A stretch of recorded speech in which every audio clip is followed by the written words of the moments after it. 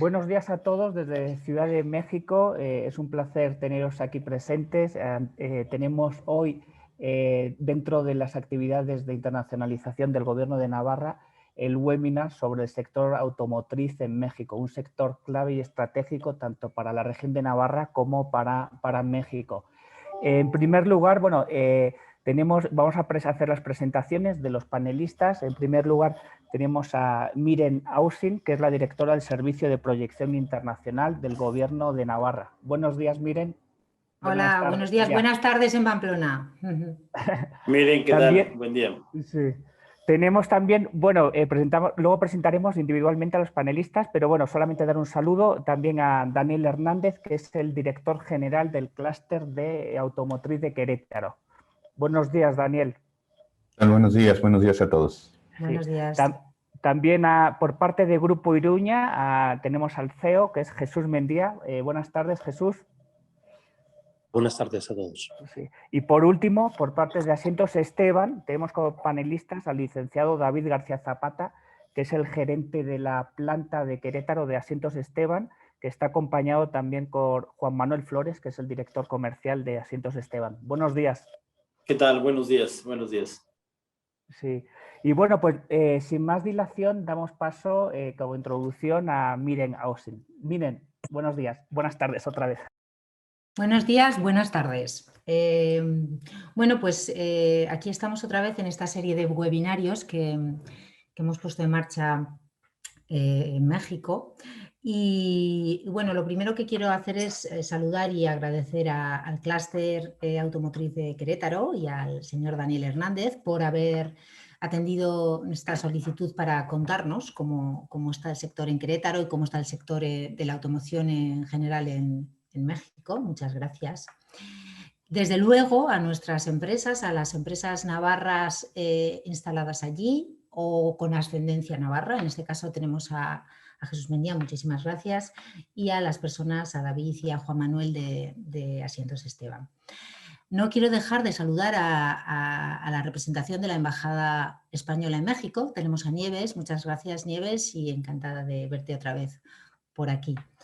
Y bueno, pues un poco para situar el marco general, dentro de nuestras acciones del plan internacional, bueno, pues detectamos, porque lo trabajamos con nuestro clúster, el clúster de automoción en Navarra, detectamos ese interés por trabajar el sector de la automoción en México y a raíz de esa necesidad es por lo que hemos programado este webinario, que, como bien decía Joyce, se enmarca dentro de un conjunto más amplio de acciones que hacemos para apoyar a nuestras empresas a salir. Que es uno de los objetivos que buscamos también con estos webinarios, trasladar el conocimiento del mercado y del sector a nuestras empresas y animarles y ayudarles a salir. Navarra tiene una muy larga tradición en el sector de la automoción. Ahora mismo representa, esto lo cuento más que nada para nuestros amigos mexicanos, tiene muchísima relevancia en Navarra. El sector de la automoción supone en torno al 6% de nuestro Producto Interior Bruto. Ahora mismo tenemos en torno a 105 empresas del sector de la automoción en Navarra que alcanzan una cifra de negocio de 5.100 millones de euros. Damos empleo en este sector a en torno a 12.000 personas, que suponen como un 4,3% del empleo en Navarra. Quiero decir que es un sector muy, muy relevante, por no decir el que más. Y bueno, pues tenemos todas estas empresas, hay una fuerte cadena de Tier 1 y Tier 2 en este sector, que bueno, de alguna manera también ha venido marcada por la presencia de Volkswagen, de manera que ahora mismo pues tenemos un nivel de calidad muy, muy envidiable, ¿no? Y trabajamos tanto dentro como fuera de nuestro país. A esto habría que añadir que tenemos también un centro de investigación muy potente en este tema, especializado en automoción, que es NAITEC, que yo creo que contamos con ellos en esta reunión hoy también. Y, por supuesto, saludar y dar las gracias por la colaboración que hemos mantenido también con el clúster de automoción de Navarra. Y, bueno, pues sin más dilación, yo ya daría ya la palabra a nuestro amigo del clúster, a Daniel Hernández. Sí, muy bien, gracias, Miren. Bueno, pues presentamos al clúster de Querétaro. Tenemos aquí presente al director general Daniel Hernández Camacho. Para hacer una pequeña introducción, el clúster de Querétaro es el organismo especializado en el desarrollo y consolidación del sector automotriz en el estado de Querétaro. Nace en 2013 con la participación de las principales empresas del sector en el estado, universidades, centros de investigación y gobierno federal. El clúster de Querétaro promueve el aumento de la competitividad del sector en la región mediante proyectos y acciones que han impactado a la integración de empresas locales a la cadena de suministro. Para que veáis la importancia del sector del clúster de Querétaro, sus asociados representan más de 32.000 empleos, producen 3.200 millones de dólares al año y compran más de 2.100 millones de dólares al año.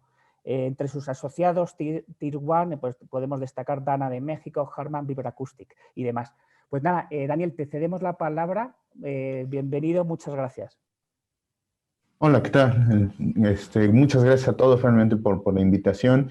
No sé si me permitirán compartir pantalla. Tengo una presentación que quisiera compartir con ustedes. Entre tanto, pues agradecer la oportunidad de poder estar colaborando entre clústeres. La verdad que nosotros estamos buscando siempre una dinámica de colaboración, no solamente entre nuestros asociados, sino entre instituciones que nos permitan pues construir lazos de colaboración, de internacionalización, que abran oportunidades de negocio también para nuestras empresas en la región, que está integrada pues tanto de empresas Tier 1 como empresas Tier 2.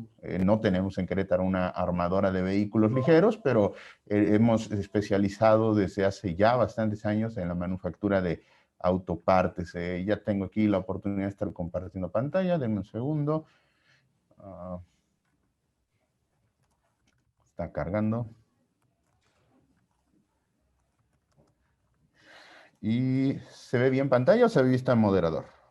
Sí, se ve vista relativa, ¿no? O sea, a la izquierda salen las slides, ¿no? Pero como quieras, se ve perfecto. Ok, no, dame un segundo nada más. Listo, ¿verdad? Ahí estamos, creo, ¿no? Se puede ver ahora sí ya bien la presentación.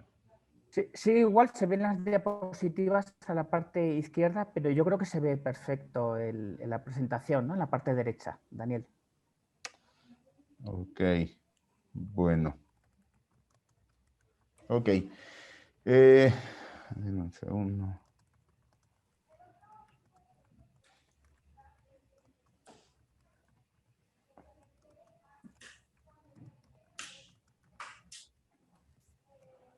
Ok, bueno, en México, muy rápido, tenemos 24 plantas armadoras de vehículos ligeros, algunas de ellas especializadas para el ensamble completo del vehículo. En algunos otros casos son solamente la manufactura de motores o las plantas de ensamblaje de estructura, pero en su conjunto 24 plantas dedicadas a la producción de vehículos ligeros para una producción anual estable antes de COVID de alrededor de 4 millones de unidades por año, donde el mercado principal es el mercado de Estados Unidos. 74% de los vehículos que armamos se venden al mercado americano vía exportación.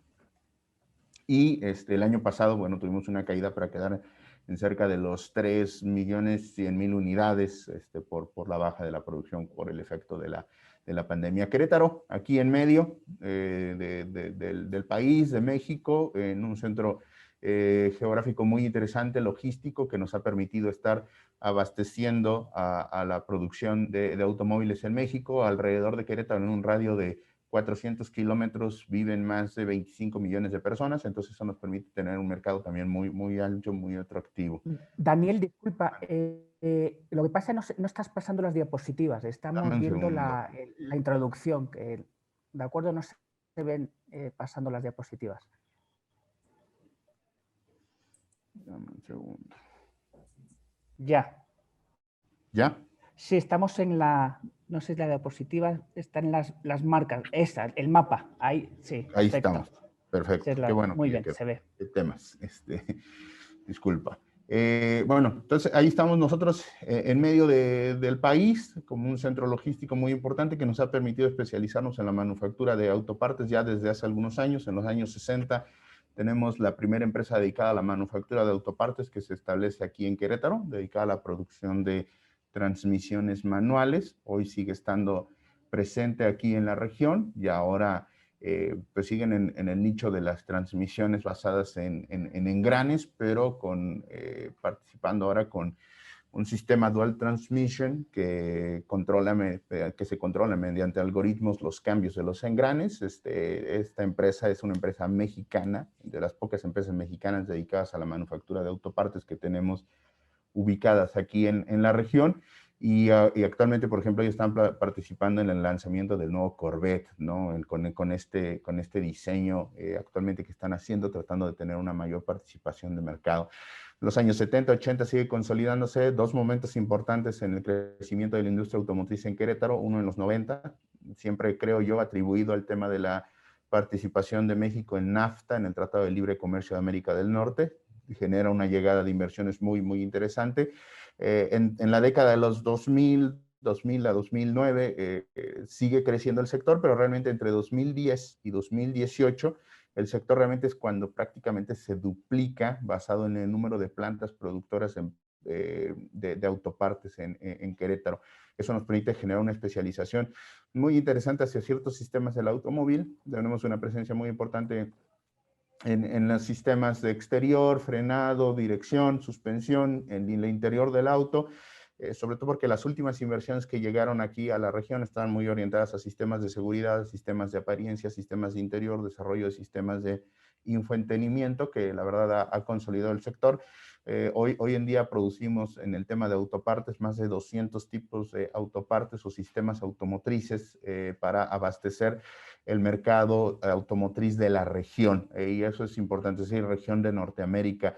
Ya les decía yo que el año pasado producimos en México cerca de 3 millones de unidades, aunque la expectativa de producción son 4 millones de unidades, como venía pasando en años anteriores, pero la realidad es que nuestro mercado acá en Querétaro no son esos 4 millones de unidades. Nuestro mercado en Querétaro es ese promedio de producción de 17 millones de unidades en la región de Norteamérica. Realmente es ahí donde estamos, y en el tema de autopartes la relevancia de este sector para Querétaro, porque pues al final el mercado sigue siendo Estados Unidos. Estados Unidos consume cerca de 17 millones de unidades nuevas por año. El mercado local mexicano es muy limitado. El año pasado vendimos cerca de 900,000 nuevas unidades. Traemos un promedio de 1.200.000 autos nuevos comercializados en México. El mejor de los años, que fue en 2016, comercializamos 1.6 millones de unidades. Entonces, realmente sí se atiende el mercado local, pero la visión es atender el mercado de Estados Unidos y en general el mercado de Norteamérica con ese potencial. Aquí en Querétaro, pues prácticamente todo lo que producimos se va a Estados Unidos. Un 70% de la producción de autopartes va directo en exportación a Estados Unidos. El resto se queda en las plantas armadoras que están aquí en la región, cualquiera de estos 24 sitios de manufactura que ahora comentábamos. Pero realmente en esto está la especialización, porque al final también México ha tenido una especialización muy importante en el tema de autopartes. Realmente nos hemos vuelto los productores de autopartes para la región de Norteamérica.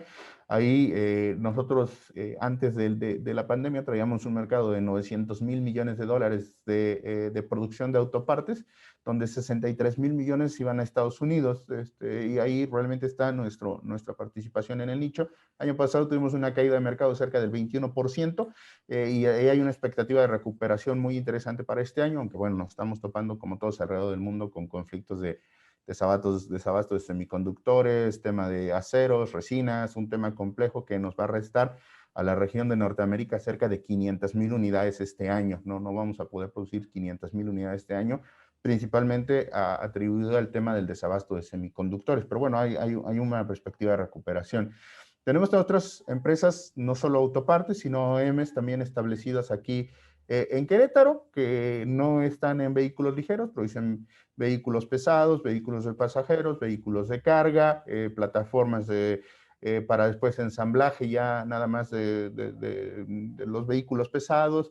Por acá tenemos una empresa mexicana que está produciendo un auto pequeño, cerca de 3 vehículos al mes, pero en un nicho muy especializado, son vehículos de súper alto desempeño, y principalmente su mercado también está en Europa.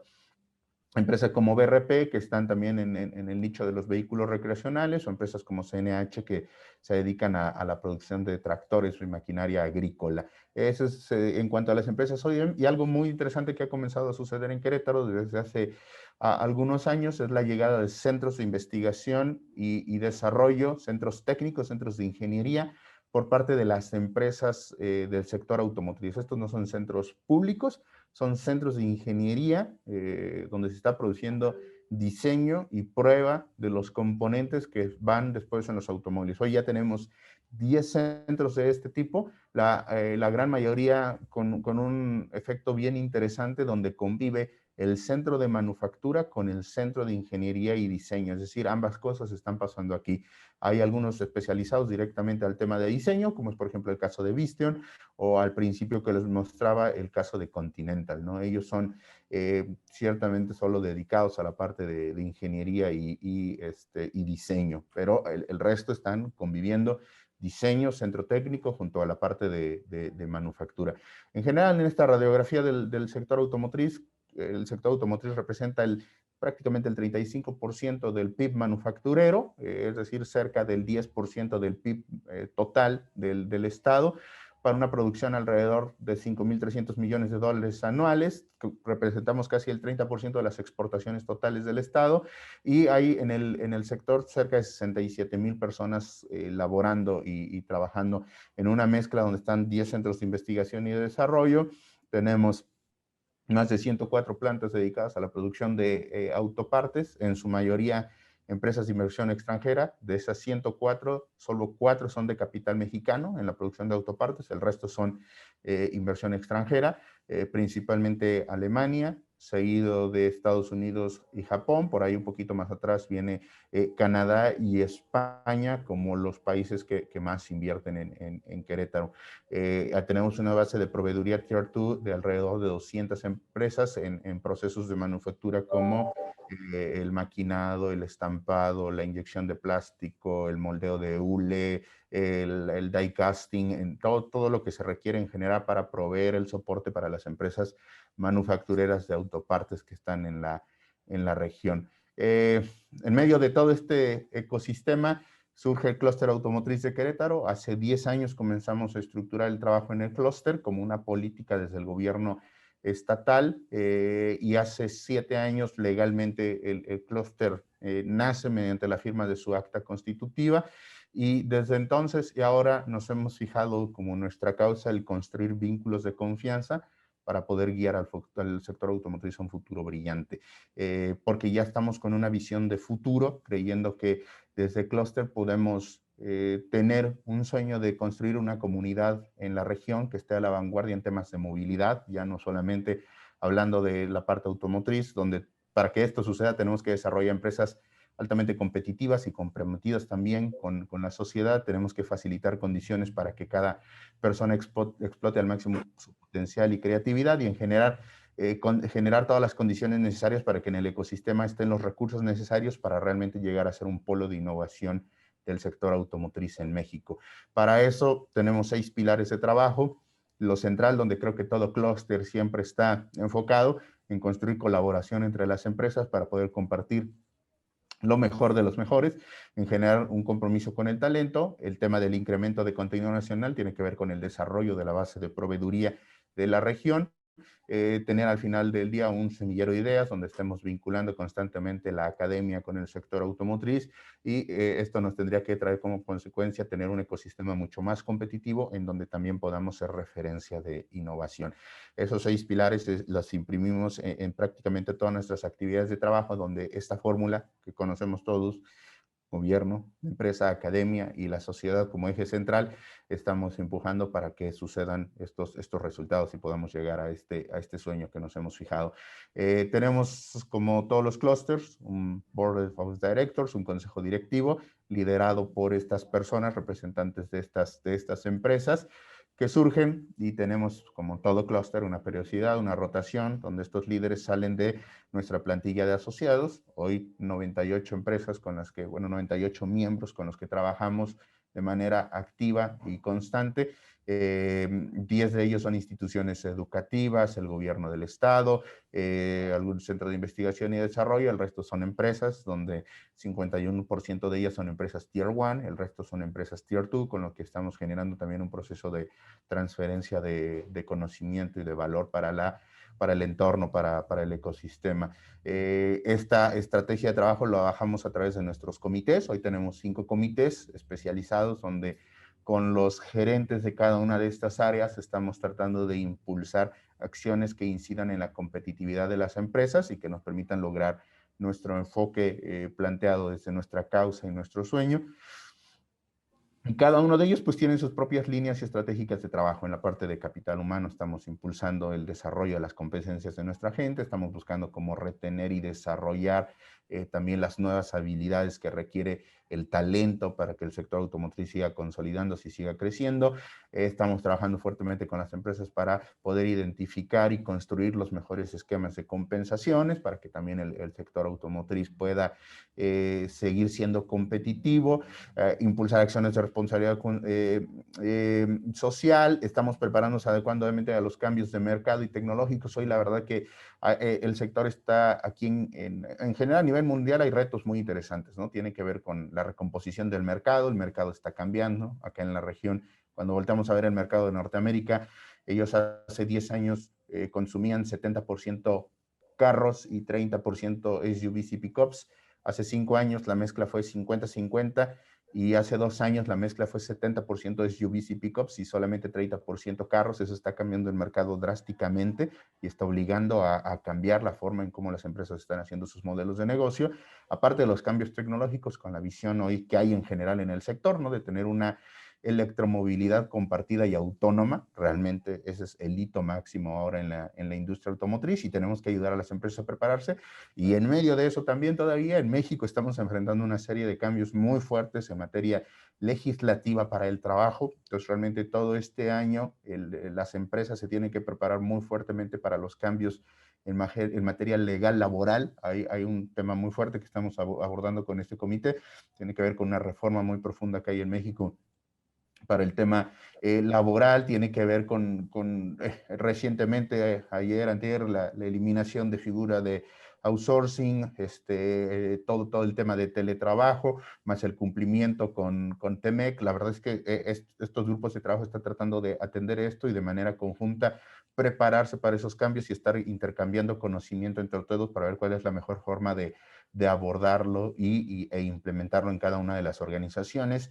En la parte de excelencia operacional estamos contribuyendo con el grupo de trabajo a generar sinergias que permitan intercambiar buenas prácticas para que podamos implementar aceleradamente todos los modelos de manufactura de clase mundial, basado en modelos de Lean Manufacturing, de Toyota Production Systems, en general llevar la mejora continua al piso de producción para poder impulsar el crecimiento de la región, incrementar la rentabilidad de los negocios y también reconocer a estos equipos de trabajo.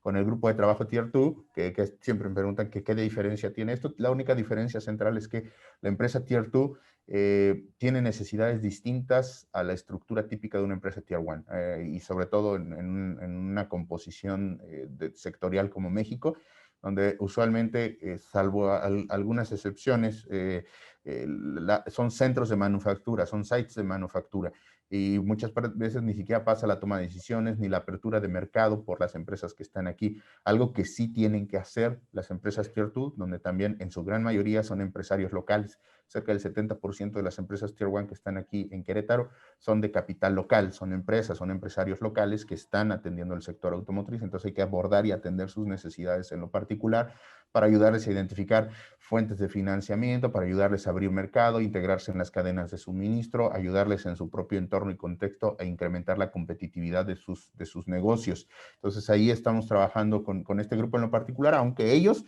interactúan también con el resto de los comités de trabajo, solamente que los atendemos de manera especial para temas específicos por separado, pero por ejemplo igual en toda esta parte que hoy ha cobrado relevancia, en la parte de seguridad, En el trabajo, por tema de COVID, estamos trabajando fuertemente también con mecanismos de intercambio de buenas prácticas, de reconocimiento también del trabajo realizado, de vinculación con la autoridad para poder seguir cumpliendo adecuadamente las disposiciones legales para, en materia de reducir riesgos en el trabajo y reducir al final del día accidentes. Tenemos indicadores frecuentes e indicadores bimestrales que monitoreamos en conjunto del sector para ir viendo cómo se va comportando esto y plantear estrategias de desarrollo y de trabajo. Y toda la parte de seguridad en el trabajo, de seguridad de las personas, para reducir y abatir índices delictivos. Estamos trabajando en conjunto entre las empresas para también estar compartiendo estrategias de colaboración entre todos y tener una coordinación adecuada con las autoridades y los actores realmente indicados en el tema de la seguridad pública. Por último, en nuestros comités de trabajo, tenemos un comité especializado para el desarrollo de proveedores, donde los gerentes de compras, gerentes de desarrollo de proveedores están constantemente trabajando para identificar proveedores, evaluar proveedores y desarrollar proveedores a través de distintos mecanismos, desde lo tradicional de tener eventos, construir estrategias de networking, hasta tener foros especializados para transferir perspectiva tecnológica y de los cambios de negocios y a la cadena de valor, pero también impulsando el desarrollo de los proveedores locales, donde haciendo mancuerna con el gobierno del estado hemos impulsado acciones y programas de certificación de proveeduría, de adopción de modelos de negocio, de elevar el nivel competitivo de la gente que está trabajando en los proveedores locales para que puedan integrarse a las cadenas de valor. Y finalmente, ya estoy terminando, solo quiero compartirles, este es el último de los proyectos ya en nuestra visión de futuro en el que estamos activamente trabajando. Estamos mejorando una infraestructura que está en el Instituto Mexicano del Transporte para poder contar con una pista de pruebas de todos los componentes que actualmente ya se están diseñando y se están manufacturando en Querétaro. Tenemos un circuito de 1.7 kilómetros que no estaba completamente cumpliendo con las necesidades del sector y actualmente estamos justo terminando.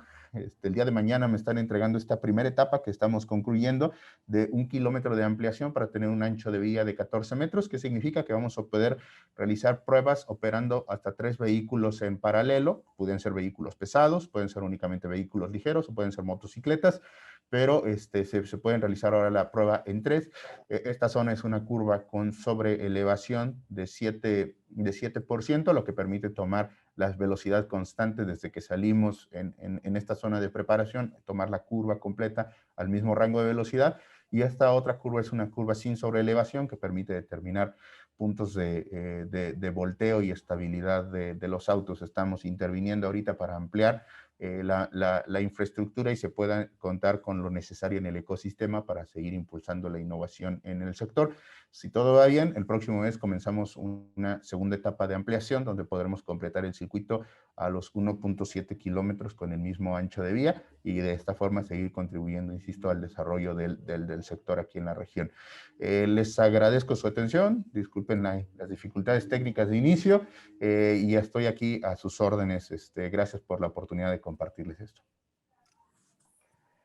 Daniel, muchísimas gracias por tu interesante presentación. Te invitamos a quedarte, porque luego al final habrá una serie de preguntas también, que seguro algunos de los asistentes tendrán interés, ¿no?, en hacerte algunas preguntas.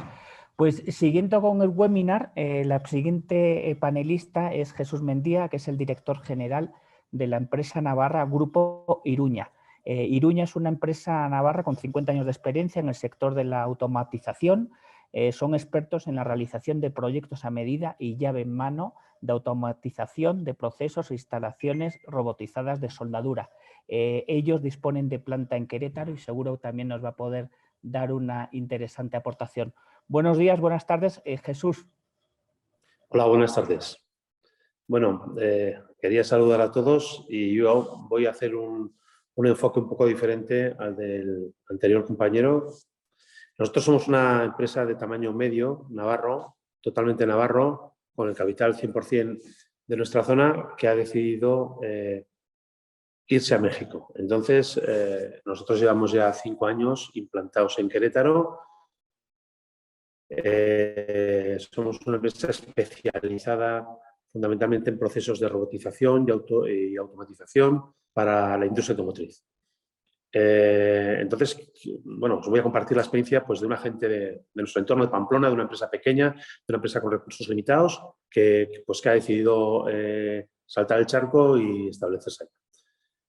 Nosotros, el proceso nuestro de internacionalización comenzó aproximadamente hace 10 años, cuando identificamos como una empresa pequeña local la necesidad de salir de los ciclos de mercado en los que estábamos sometidos en un entorno tan pequeño como es el entorno español. Es decir, España es un país de 40 millones de habitantes, con la industria que es, y bueno, pues los años que vienen buenos son buenos y los años que vienen malos son malos. Entonces nosotros decidimos hace unos 10 años comenzar un plan de internacionalización e intentamos la primera aproximación a México y paramos. En aquel momento no teníamos muy claro el producto que teníamos que llevar y paramos. Entonces, posteriormente, hace 5 años y tras un proceso de reflexión interna y de especialización, decidimos irnos a México. Decidimos irnos a México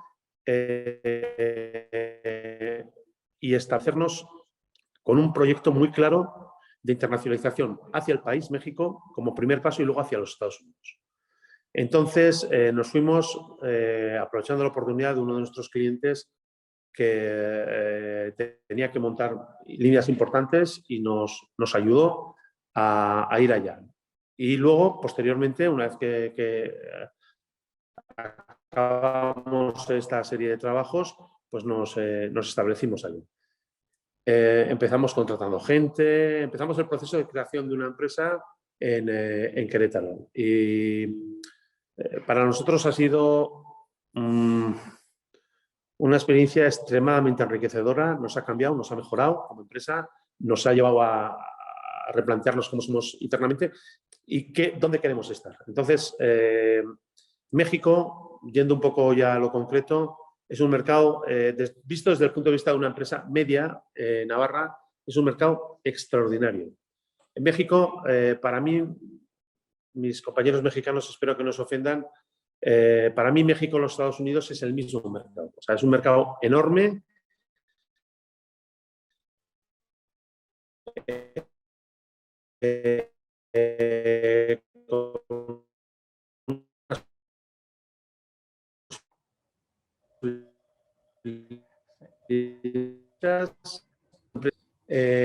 nosotros no somos una multinacional como otras y entonces nos hemos tenido que adaptar al modelo mexicano. O sea, entonces, cuando uno va a México, como vamos nosotros, a veces piensa que el idioma lo es todo, ¿no? Y te das cuenta que culturalmente es un país extremadamente diferente. Entonces, el proceso de adaptación te cuesta un poco, pero una vez que estás dentro, México como mercado es muchísimo más abierto que el mercado español, infinitamente más abierto que el mercado europeo. México está demandando la presencia de proveedores especializados, dedicados y serios. Yo le suelo decir a Miren y al grupo de gente del gobierno de Navarra, nosotros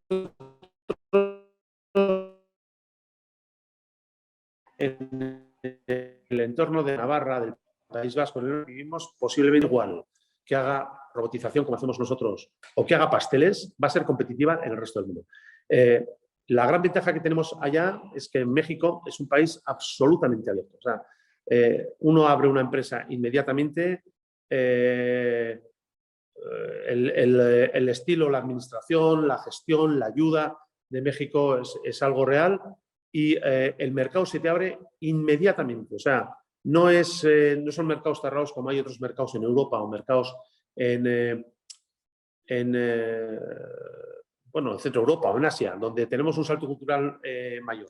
México es una puerta abierta para que entremos. Si cualquiera de nosotros es competitivo en Tafalla, en Sant Esteban, en Azpeitia, en Logroño, en Madrid, es muchísimo más competitivo en México. El nivel general de competencia es mucho más bajo en México.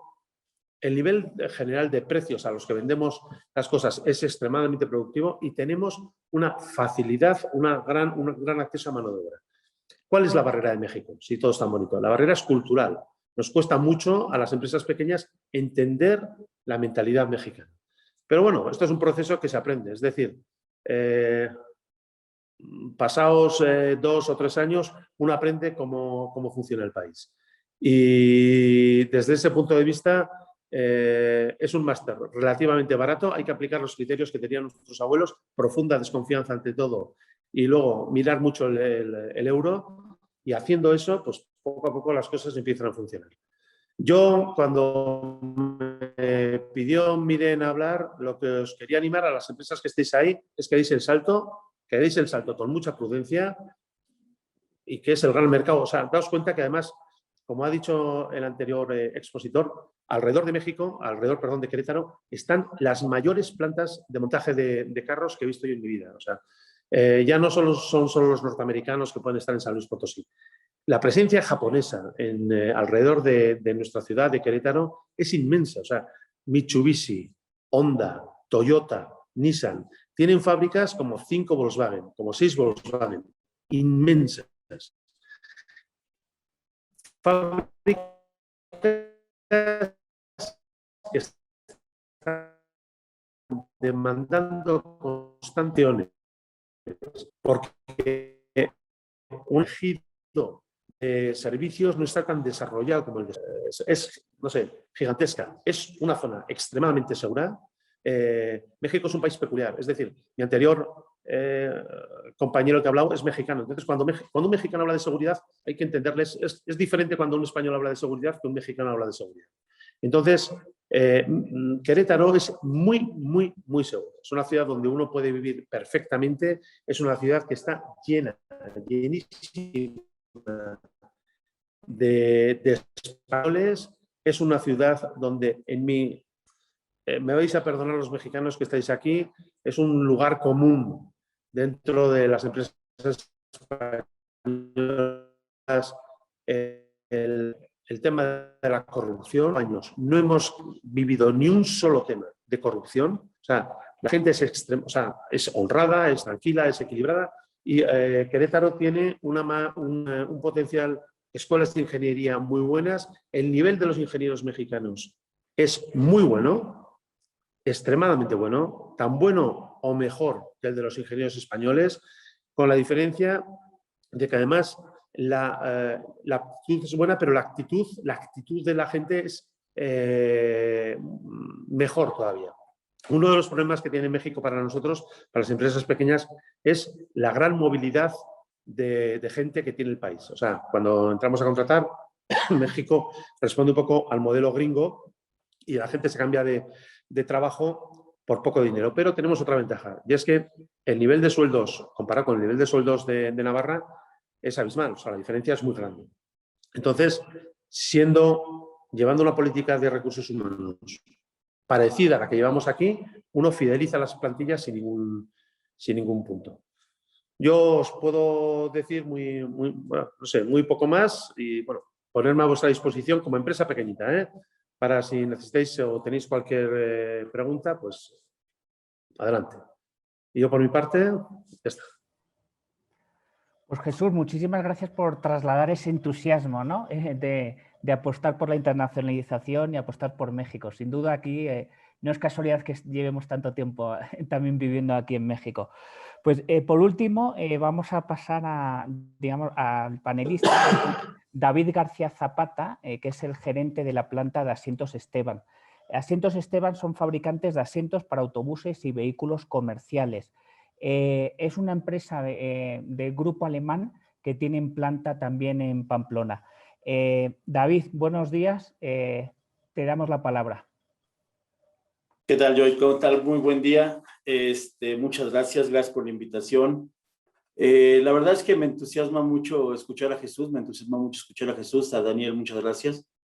Muy interesante, y todo lo que ha dicho Jesús, pues bueno, tiene muchísima razón, ¿no? Y tiene mucho que ver con lo que yo más o menos tenía planeado platicar, aunque nos vamos a ir ahora a un mercado que ya por ahí platicaba un poquito Daniel, un poquito diferente. Nosotros atendemos empresas de transporte, principalmente todo lo que son autobuses. De hecho, El hecho de que Asientos Esteban esté aquí en México nace porque se viene gracias a la participación que ya se tenía allá en el País Vasco con Divisar. Ellos se nace aquí en México. Vienen participando a partir del 2008. Ya se establece aquí en Querétaro y comienza a haber una participación. Hay algo muy interesante y que quiero yo platicar, y que ya bien lo dijo Jesús. Para poder tener éxito en México, sí hay que tener un poquito de paciencia. Es un mercado muy noble, es un mercado de muchísima adaptación, pero es un mercado es completamente diferente, ¿no? La forma de pensar de México, bueno, les voy a platicar un poquito. El tema de los autobuses es un tema muy especial porque el mercado mexicano está considerado como un mercado premium para el tema de los autobuses. Y es un mercado que obedece completamente diferente al mercado automotriz. El mercado automotriz es de acuerdo a la demanda de como ya mencionaba Daniel, los Tier 1, los Tier 2, que tienen una especificación clara de producto, de pieza, de lo que se requiere, y eso es lo que se suministra. En el caso de nosotros y en el caso muy especial de los buses, hay una tropicalización muy interesante. Aquí no estamos tropicalizados como Estados Unidos. Aquí el tema de los autobuses, de los asientos, estamos más bien, es una mezcla entre la idiosincrasia de México junto con la idiosincrasia de Sudamérica. De hecho, si me presionas un poquito, te diría que nacemos de la idiosincrasia de Sudamérica de hace muchos años y empezamos a desarrollar productos muy especiales y diferentes. Desarrollamos nuestro propio mercado dentro de México. Esto nos lleva a la parte donde Jesús mencionaba de la parte de la adaptación, que normalmente muchas empresas llegan a México, y esto sí, para mí es un tema como muy medular, llegan con casos de éxito que funcionan en muchas partes del mundo. Casos de, nosotros en el tema, por ejemplo, de los asientos, han llegado empresas de Portugal, han llegado empresas de Turquía, empresas de otras partes del mundo, asientos chinos, pero como el mercado es tan específico y tan diferente, quienes estamos al frente de este mercado, pues es una empresa mexicana que tiene más de 50 años operando, y somos nosotros que tenemos básicamente, como tal, vamos a cumplir 13 años en México. Pero la parte fundamental, y vuelvo al tema, es el hecho que nos hayamos adaptado, o el hecho de que se haya adaptado a la forma de cómo se hace en México. Al principio, cuando llegó Esteban a México, había una cantidad de problemas enormes con el tema de la adaptabilidad. Porque, pues, oye, si en Europa funciona, si funciona bien en Europa, si funcionan bien los asientos, no tienen por qué no funcionar en México. Pero como bien decía Jesús, o sea, la idiosincrasia, la forma de verlo, y ahorita voy a entrar al tema de cómo hacer negocio también, que también Jesús me va a apoyar porque tiene mucho que ver con eso, ¿no? Normalmente ya llegamos y empezamos a aprender, pero empezamos a aprender como decimos en México, a golpes y sombrerazos, porque es la única manera de cómo nos vamos adaptando a las cosas. Fallaba aquí, fallaba una cosa, fallaba otra. Oye, pero ¿por qué ese ya no falla? Y es que es tan fácil como hacer un análisis. Hablamos de, por ejemplo, para poder hacer un negocio, hablamos de hacer un estudio de mercado. Entramos a nuestro estudio de mercado. Un estudio de mercado me parece que para mí debería de componerse con más cosas porque es un poco frío. Te dice cuáles son pues, las necesidades de consumo, características generales del producto y tal. Pero a la hora de funcionar, y quiero dar así como una anécdota muy pequeñita de los asientos. Cuando llegaron los asientos a México, venían con una estructura donde, pues, en México la gente, como ustedes lo saben, pues hay mucho afecto entre la gente y todo el mundo platica y cuando uno está en Estados Unidos o en otros los países nórdicos o está uno en Europa, todo es muy serio, ¿no? Todo está muy acomodado en su lugar, todo el mundo no se mueve, la gente se sube a un bus y se sienta y no se mueve. Y en México no es así. En México, si vas con alguien y si va atrás de ti, te platica, tú te levantas, se hincan, están volteando para atrás, se sientan en el brazo y tal. Y eso hacía que los asientos no funcionaran. Eso hacía que los asientos se rompieran, que como si en el resto del mundo funcionan, pues aquí no funcionan. O sea, es diferente. La comodidad, otra cosa, las distancias, el hecho de la amplitud.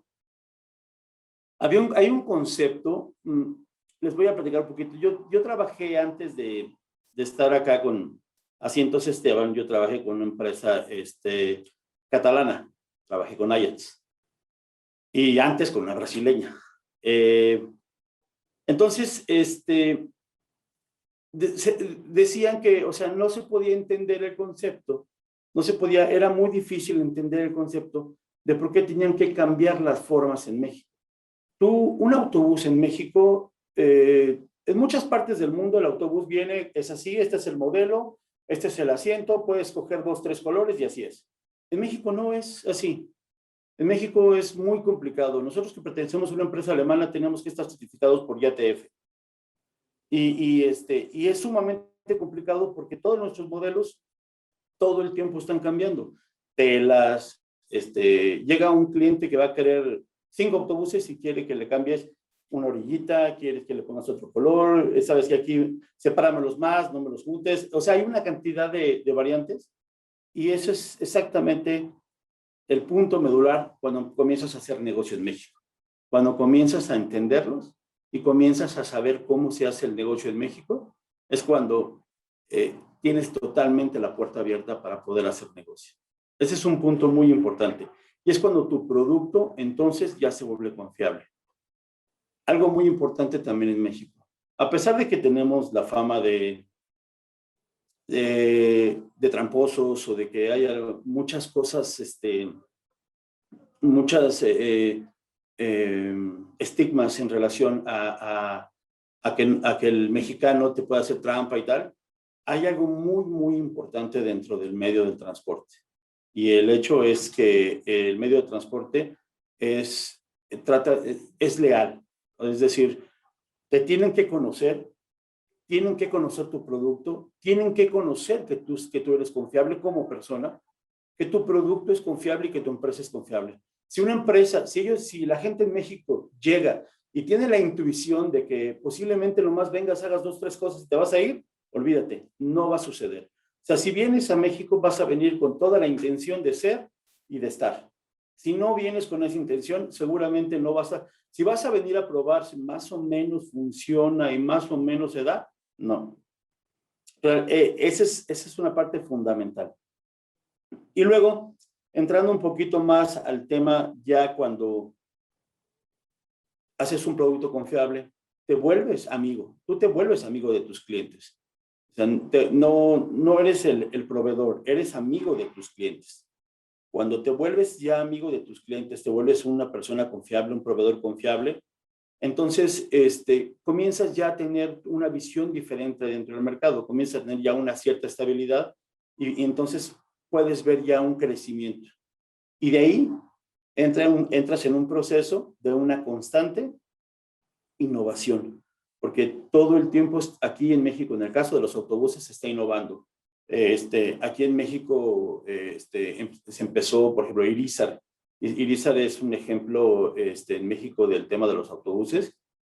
Les voy a platicar una anécdota ahí muy interesante de Irizar. Y digo Irizar porque estamos muy ligados a ellos, aunque tenemos negocio con MAN, tenemos negocio con MAN Volkswagen, tenemos negocio con Scania. Aquí es un proceso con Volvo, por ejemplo, también.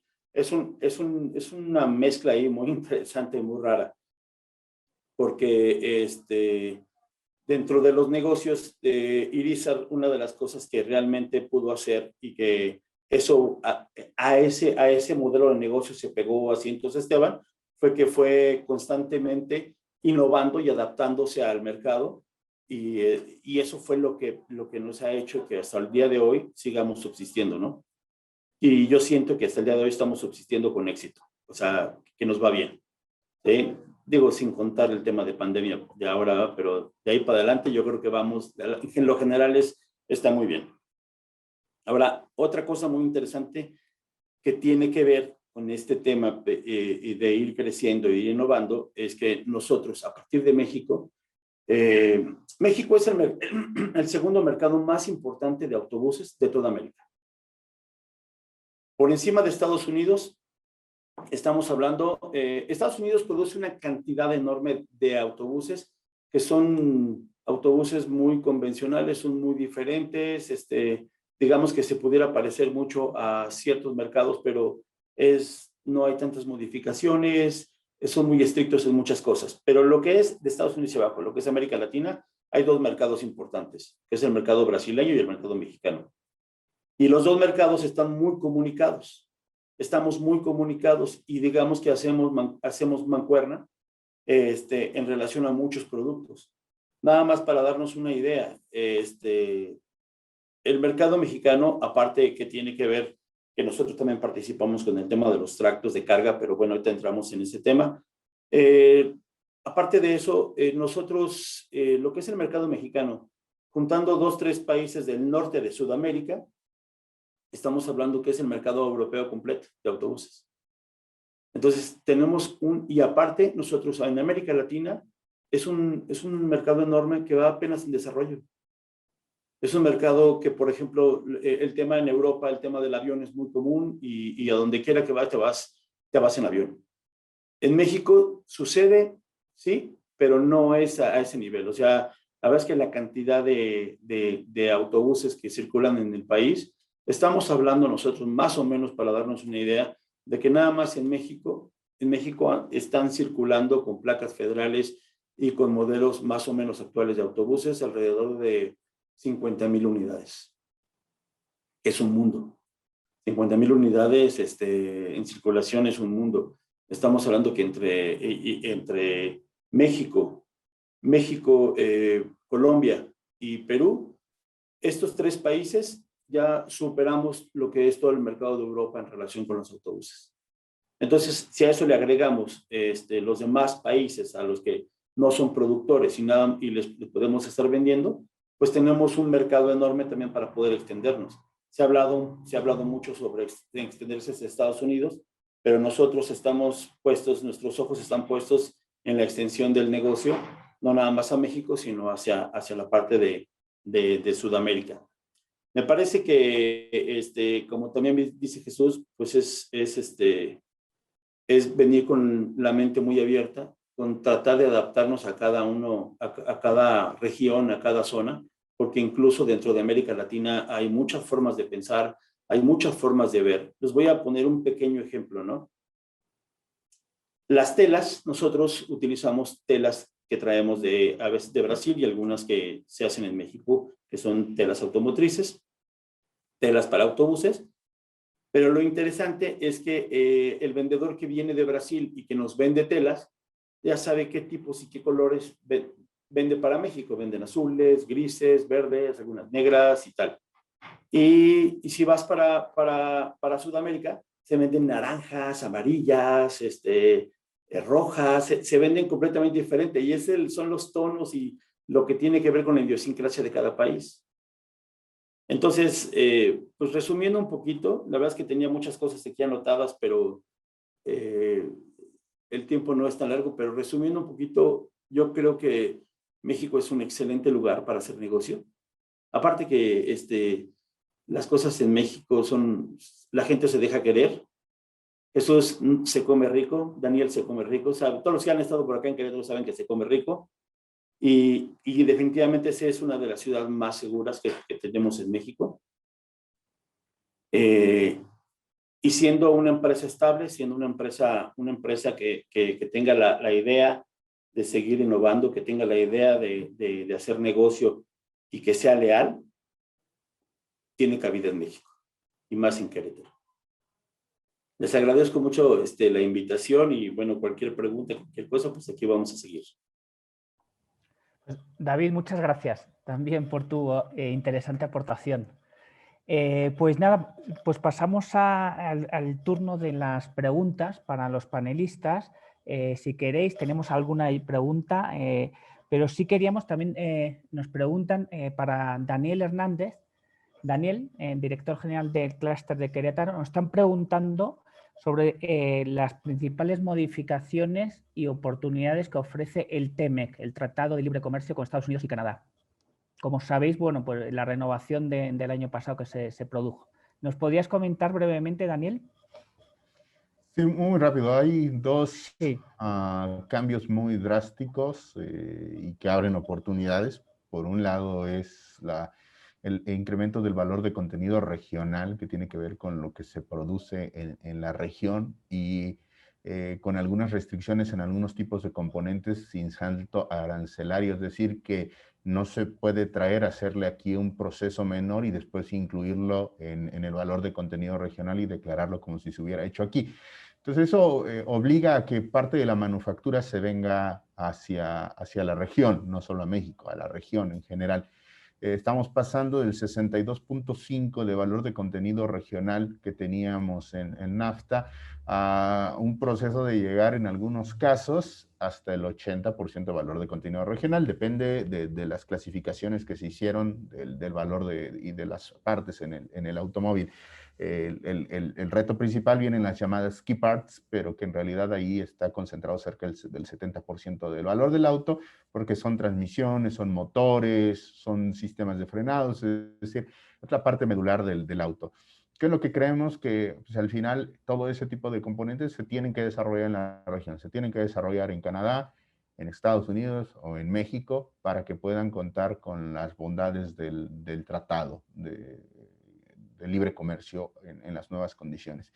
Entonces hay ya por tradición ciertos componentes, ciertos procesos que no se realizan en México, que no tenemos la capacidad.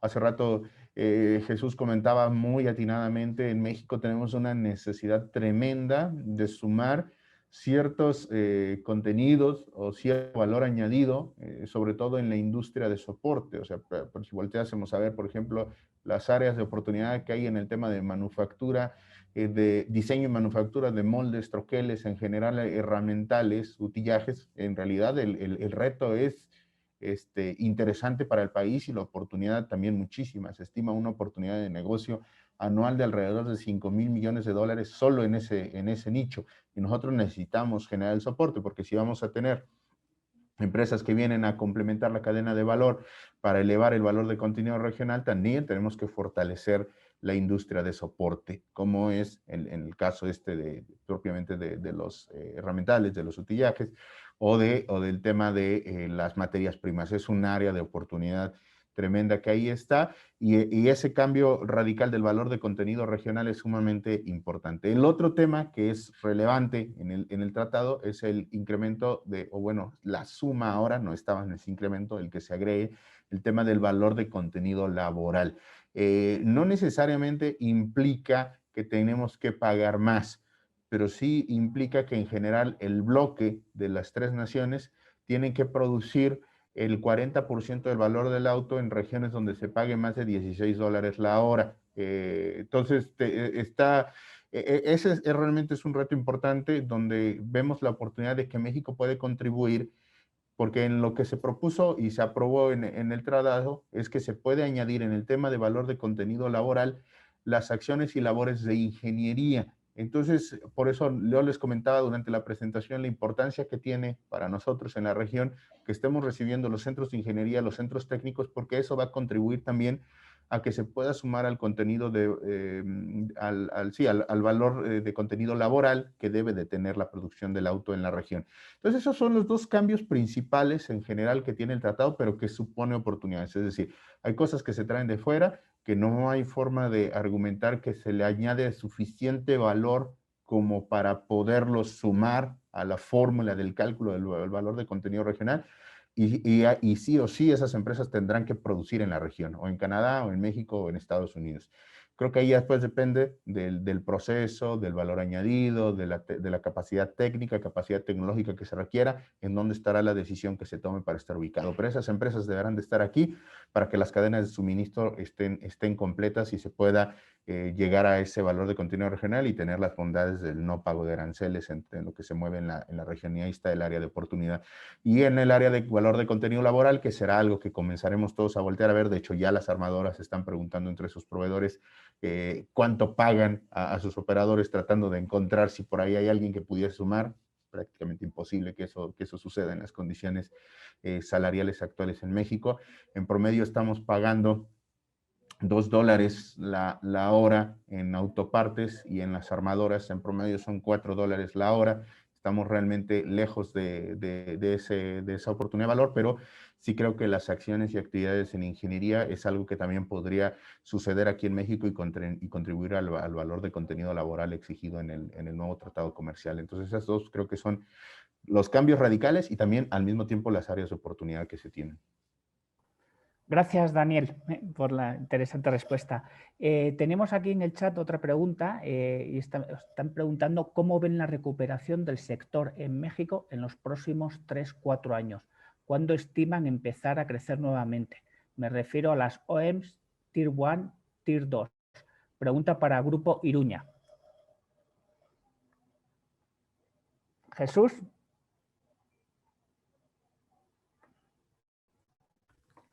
Estás con el mute, Jesús. No se te escucha. El micrófono.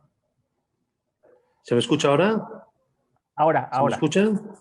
Bueno, sí, desde el punto de vista de una empresa de ingeniería, de instalaciones, de automatización, el nivel de inversión es salvaje. O sea, yo no sé si el número de coches, pero las inversiones en capacidad nueva y en líneas nuevas son salvajes. O sea, yo no sé si, por ejemplo, se están comprando ahora más coches o se están comprando más knuckles, pero en estos momentos se está invirtiendo salvajemente en líneas nuevas. Es decir, todos los fabricantes de autopartes de la República están con inversiones en modernización de instalaciones. Entonces, mi visión es no positiva, es extremadamente positiva. Hay un punto que quería tocar al oír al compañero, hay muchas oportunidades y nosotros ahora estamos fabricando en México. O sea, nuestro modelo no es fabricar en España. Una cosa muy importante para todos los que estéis, yo hablo más para los españoles, para los navarros que estáis pensando ir allá, hay que pensar en fabricar allá. México se puede fabricar perfectamente. Nosotros entramos con el modelo de no fabricar, pero hay que fabricar en México. Las oportunidades fabricando en México son inmensas. Es decir, en mi sector, en nuestro sector, que es un sector que se adelanta aproximadamente 6 o 7 meses al consumo general, el crecimiento es salvaje. El crecimiento que se está viendo en inversiones en estos momentos en todos los fabricantes de automóviles de México, en inversiones para capacidad productiva del año que viene, es salvaje. Luego, yo intuyo que seguramente el mercado se va a recuperar con una potencia terrible. Lo que pasa que esa recuperación no es una recuperación que va a llegar a la gente o al mercado en tiempo, pero desde luego la inversión en líneas nuevas es mucho mayor que la de Europa. Muy bien, muchas gracias, Jesús. Pasamos a la siguiente pregunta, es también para el clúster automotriz de Querétaro. Esto viene por parte del clúster automoción de Navarra. La pregunta es, hola, pregunta para el clúster hermano de México. ¿Cuál es el grado de desarrollo, producción actual del vehículo eléctrico en México y Estados Unidos? Daniel, ¿nos podrías contestar, por favor? La verdad es que está muy simple. Digo, hay muchos esfuerzos, pero aquí cuando hablamos de vehículos eléctricos y hablamos de la región de Norteamérica es Tesla y lo que está pasando en Tesla. Y Tesla está creciendo brutalmente. Mientras todos están disminuyendo volúmenes, Tesla está creciendo a un ritmo de no creerse. Está impresionante. De hecho, están cada vez nuevos proveedores, me refiero integrándose a ellos, pero que ya están aquí en la región, abasteciendo cada vez más y más componentes. Hace un par de semanas visitaba una empresa muy importante aquí de la región que justo nos venía estos días de Semana Santa y me explicaban que prácticamente todas las líneas iban a parar porque la gente quiere vacaciones, pero las líneas de Tesla no podían parar, las tienen trabajando 24 horas. En general, el desarrollo del vehículo eléctrico me parece que es una realidad con lo que está haciendo Tesla y su participación de mercado cada vez está más grande y atendiendo distintos mercados.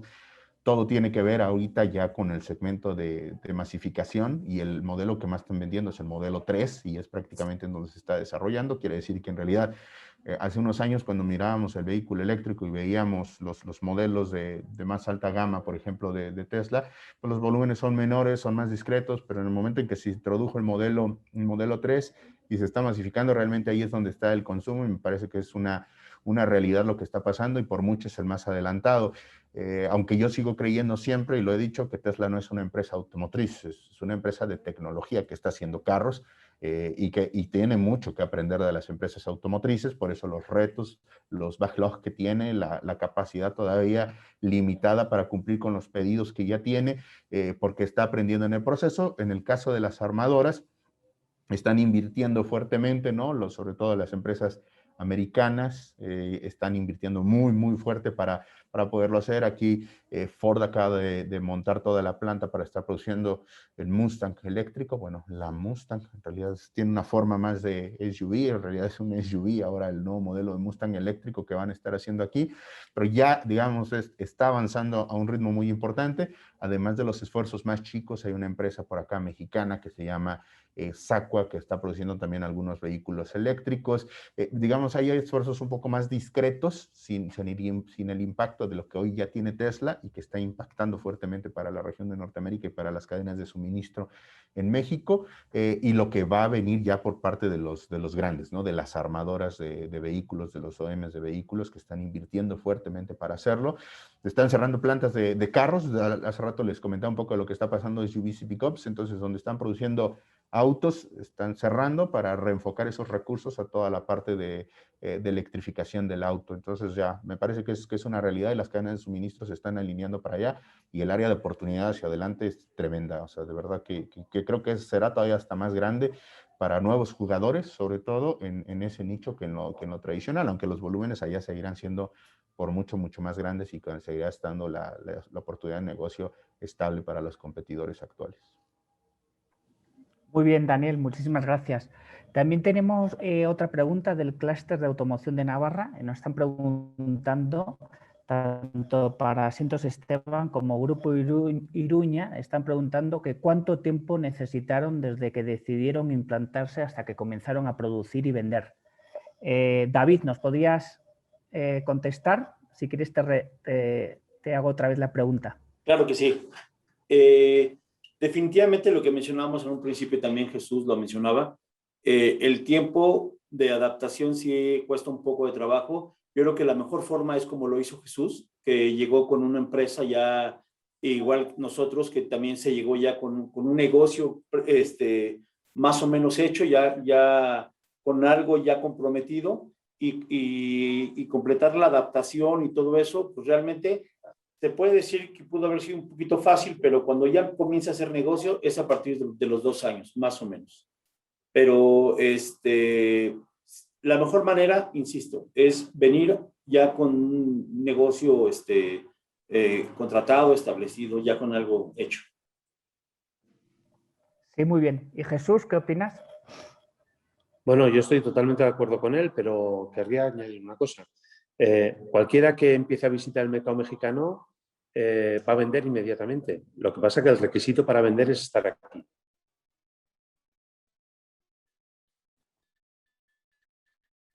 Entonces, no se lo toma en serio, va a vender enseguida. Si la pregunta correcta es en cuánto tiempo uno puede empezar a no perder dinero, pues yo te diría que, como ha dicho el compañero, 2 o 3 años.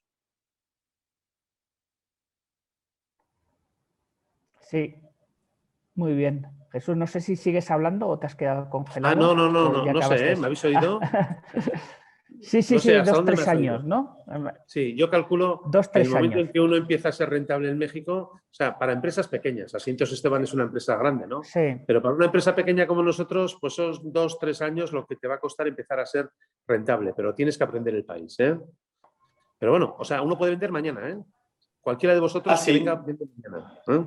Completamente de acuerdo. O sea, llegas a hacer negocio inmediatamente. pero en lo que te estableces y comienzas a tener ya todo listo, todo a punto, sí, por lo menos unos 2 años. Hay una cosa que has dicho tú antes que me gustaría extender para los españoles, para que entiendan los españoles. Los negocios en México se basan en el trato humano. Esto que tú lo has dicho antes, o sea, es básico. O sea, uno puede cerrar un negocio de 20.000 euros, de 200.000 euros, de 2 millones o de 20 millones. El trato humano es mucho más importante que en Europa. Entonces, establecer y asentar un trato humano, uno no lo hace mañana. Son cosas que necesitan tiempo. Sí, muy bien, Jesús. Tenemos aquí otra pregunta privada que están preguntando para el clúster de automotriz de Querétaro. Nos están preguntando que qué apoyos da el gobierno y el Estado de Querétaro para la implantación en el Estado, como inversión extranjera. Yo creo que Jesús y David tienen más a la mano la información, pero digo, yo les puedo compartir algunas cosas, pero es distinto lo que nosotros vivimos de fuera cuando ya lo vive en realidad una empresa, ¿no? Pero bueno, al final alternativas son muchas, depende de la naturaleza del proyecto, del tamaño del proyecto, pero está establecido un paquete básico siempre para apoyar la parte de capacitación, un poco de transferencia de conocimiento, mandar a gente a capacitar a sus plantas matrices, mandar de vuelta a la gente, pagar algunos boletos de avión. En algunos casos, dependiendo de la naturaleza del proyecto, también hay algo de cash también que suelen darles para algunas inversiones en equipos. Depende, insisto, mucho de cada tamaño y de cada proyecto, como pudieran hacerlo, pero al final el acompañamiento, el seguimiento, toda la gestión para facilitar el bien llegar, el acercar las oportunidades, los desarrolladores, los parques industriales, hacer todo el acompañamiento, creo que es una de las partes más valiosas y en general ir vinculando con el entorno, con el ecosistema que provee el gobierno del Estado. Y en lo particular, para cada empresa, ¿qué puede otorgar el gobierno del Estado? Insisto, depende mucho del análisis de cada proyecto, de cada empresa, un poco de la suficiencia presupuestal también, como siempre.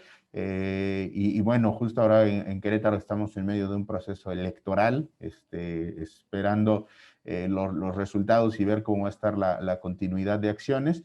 Y creo que ese va a ser un tema interesante para volver a platicar y revisar seguramente por ahí a finales de año, porque tenemos la transición de gobierno en octubre y veremos cuáles serán las nuevas políticas que se implementarán. Pero insisto, mecanismos hay, recursos hay formas de hacerlo, depende mucho de la naturaleza de cada proyecto y del tamaño de cada proyecto, el paquete de incentivos que puede ofrecer el gobierno local para que puedan llegar las empresas aquí a la región. Sí, muchas gracias, Daniel. También a nivel privado nos preguntan aquí para Jesús o David, ¿cuál es la principal feria de autopartes de México?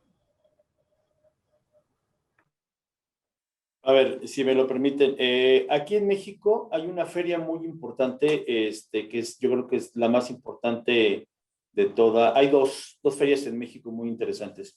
Hay una que se hace, se hacían cada año antes, ahora son cada 2 años. La primera es la Feria de la Canapat. Se hacía en la ciudad de Guadalajara, ahora se va a hacer en Puebla, en marzo del próximo año. Se hace la presentación en el caso del transporte, exclusivamente transporte. Se desarrolla en Puebla, va a ser este año como son cuestiones diferentes, normalmente esta feria se hace en octubre, inicio de octubre, antes de Busworld, que se hace en Bélgica. Exactamente se conectan las semanas, pero ahora se va a hacer si no me equivoco, en marzo. Es una feria exclusivamente de transporte, pero de toda índole de transporte, de carga, pasajeros, de todo. Todo lo que tenga que ver con eso es muy grande y es muy importante, y yo creo que es una de las más importantes. Por ahí hay una presentación donde participan más de, me parece que de 30 y tantos países. Y bueno, esa es como tal en general. Y de autobuses, también yo creo que es la más importante de todo lo que es América del Norte. Esa se llama Expoforo.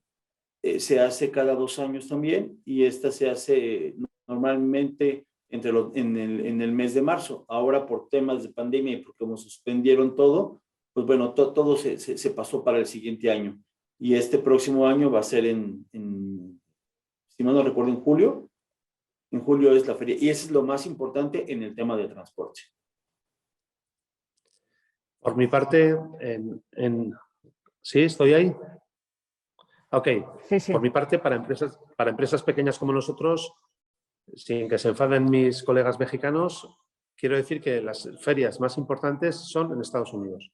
Nosotros, nuestra experiencia es que no merece la pena invertir en ferias en México, porque toda la gente que toma decisiones en México va a las grandes ferias de los Estados Unidos. Entonces, mi recomendación es ferias de Estados Unidos. Y luego quería precisar un punto también sobre ayudas. La anterior pregunta, pues al clúster de automoción de Querétaro. En mi experiencia, para empresa pequeña de nuevo, es mucho más importante la intensidad de ayudas que recibimos en España que la que podamos recibir en México. Y sobre todo, tenemos que tener en cuenta que hay organismos españoles extraordinarios, como por ejemplo el ICEX o el ICO, que tienen líneas de financiación muy poderosas para venir a México, para internacionalizar, a muchos años y a un 0% de interés. Daos cuenta que vais a venir a un país, México, en el que una tasa media de financiación, ¿cuánto es? ¿Un 8, un 9? Ahí está. En cambio, en España nos podemos estar financiando un 0%. Entonces, esto tiene que venir del lado español, ¿eh? Muy bien, Jesús, muchas gracias.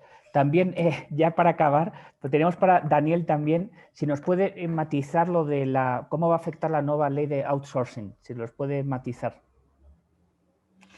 Híjole, complicado. Tal vez es de los temas más complicados que ahorita tenemos. Es muy nuevo, se acaba de aprobar. Estamos justo en armando grupos de trabajo al interior del clúster, apoyándonos con despachos legales para acabar de implementar. Pero acá, en general, para las empresas del sector que no vienen ocupando tanto la figura de outsourcing, es decir, no tienen a alguien que propiamente administre la nómina por fuera, un tercero, digamos que eso no es el impacto mayor, sino porque aunque no se llame así, se entiende que es esto, y es la eliminación de la figura del insourcing, que suelen ser figuras que se ocupan mucho en México, es decir, crean una empresa que tiene la operación, que tiene la manufactura, y después la misma empresa crea una empresa de servicios que administra la nómina. Eso es una práctica sumamente común y normal, que con lo que está sucediendo tiene que desaparecer completamente, y toda la parte que está en servicios tiene que pasar a la parte de manufactura. Ese va a ser un reto muy, muy importante de adaptación por parte de las empresas. Y el otro que tendremos que ir resolviendo poco a poco es la distinción de servicios especializados, porque, no sé, se pudiera considerar como un tema de outsourcing el tema del, por ejemplo, el personal de limpieza, que suele ser algo que hay alguna empresa que viene y provee el servicio. La persona de seguridad que está en la entrada de la empresa suele ser algo que se contrata con alguna empresa. Va a haber que tener una serie de... esas empresas tendrán que solicitar una inscripción a un registro especial que va a tener el Ministerio del Trabajo en México, y va a dar una autorización, y las empresas serán responsables de tener ahora un control de eso, de estar solicitando a las empresas que ocupan esos servicios que lleven un control y un registro de que los proveedores especializados estén teniendo este registro. Hay un tema también fino por ahí que pudiese afectar operaciones, que por ejemplo es el tema de las empresas que hacen retrabajos, separación de piezas en línea de producción. Es un tema bien delicado que todavía hay que analizar con los abogados, porque es muy complicado de demostrar que es un servicio especializado y que la gente que está dentro de la planta lo pueda llevar a cabo. Entonces, digamos que esas son las implicaciones mayores: la eliminación de la figura de insourcing y el poder clasificar correctamente los servicios especializados. Esos son los retos, todavía estamos tratando de implementar. Pareciera que se va a publicar en mayo, y después va a haber 3 meses de un transitorio para poder llegar a cumplir con la nueva legislación. Es más o menos como está el tema acá. Pero bueno, podríamos hablar muchísimo más, y ya con abogados, con lo que estamos trabajando al respecto. Sí, gracias, Daniel. Me parece que están surgiendo más preguntas y bueno, pero digo que están todos muy interesados, ¿no? Nos está preguntando Jesús, al hilo de lo que decías de las ferias, ¿no? En Estados Unidos, están preguntando que cuáles son las ferias más interesantes para exponer o asistir en Estados Unidos, como para el mercado de autopartes, sobre todo de freno.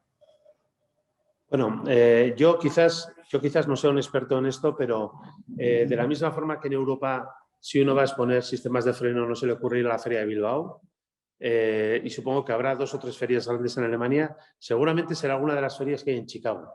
En Estados Unidos hay muchísimas ferias que van rotando entre Chicago, Alabama, entre los grandes centros y Texas, ¿no? Entonces, cualquiera de estos, o sea, se puede ver fácilmente, ¿eh? De hecho, si me contactáis, si sois alguno de Pamplona y me contactáis, ya os buscaré yo la información, ¿eh?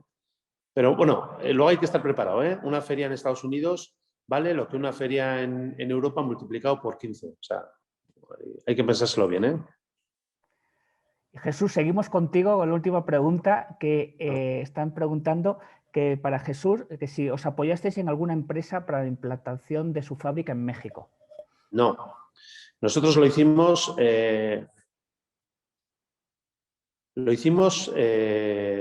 sea, es relativamente sencillo. Hay mucha gente que te puede ayudar. O sea, no necesitas nada. Tienes que buscarte una nave, tienes que buscarte un buen contable. Esto es básico, un buen contable. Y luego yo sí que recomiendo a los pequeños, a los grandes no, pues que tengan una época a alguien de la organización allá. Es decir, nosotros estamos yendo, nuestra empresa en México es absolutamente mexicana y con personal mexicano. Pero el primer tiempo necesitas a alguien de casa, alguien de tu empresa allá, ¿eh? Para que vaya aprendiendo. Pero se puede hacer, lo puede hacer uno solo. O sea, esto no es China, ¿eh? A ver, es que siguen aquí preguntando. Bueno, sí, te dan las gracias por la contestación. Vale, pues yo creo que vamos a finalizar. Miren, no, si no hay más preguntas, ha estado interesante. Veo que están escribiendo más en el chat. A ver si bueno, dando Oye, las gracias. espera, quería deciros una cosa más. La pregunta del outsourcing que habéis hecho ahora, ¿vale? ¿Os acordáis de cuando vino en España la ley de los falsos autónomos? Bueno, que parecía que en uno no podía tener trabajando a alguien de fuera, pues en México está pasando lo mismo. Entonces, esto es, no hay que tener miedo, esto nos da enseguida. Sí, muy bien, Jesús, se ha cortado. Okay. Pues sí, agradeceros a todos, tanto a Daniel, a Grupo Iruña, Asientos Esteban, por vuestra participación, que ha sido muy ilustrativa y muy interesante. Y cedemos la palabra para cerrar a Miren Ausing, que es la directora del Servicio de Proyección Internacional del Gobierno de Navarra. Bueno, pues no me queda más que dar las gracias y de verdad ha sido muy útil, muy motivador, que es lo que perseguimos. O sea, no queremos realidades, queremos experiencias y nosotras estamos convencidas de que México es un país de amigos y de oportunidades. Entonces, yo creo que en ese sentido, se lo decía a Jesús, creo que habéis trasladado una experiencia, los tres, una experiencia personal y profesional y además motivadora. Y yo creo que esa es la manera. Muchas gracias, Daniel Hernández, de verdad. Jesús Mendía, David García. Esperamos veros. Bueno, a Jesús le podemos ver aquí, pero esperamos veros allí. Cuando vayamos. Seguro. Pronto. Esperamos. Juan Manuel, muchas gracias. que no se te veía. Juan Manuel, gracias. Muchas gracias. Adiós a todos. Hasta luego. Gracias.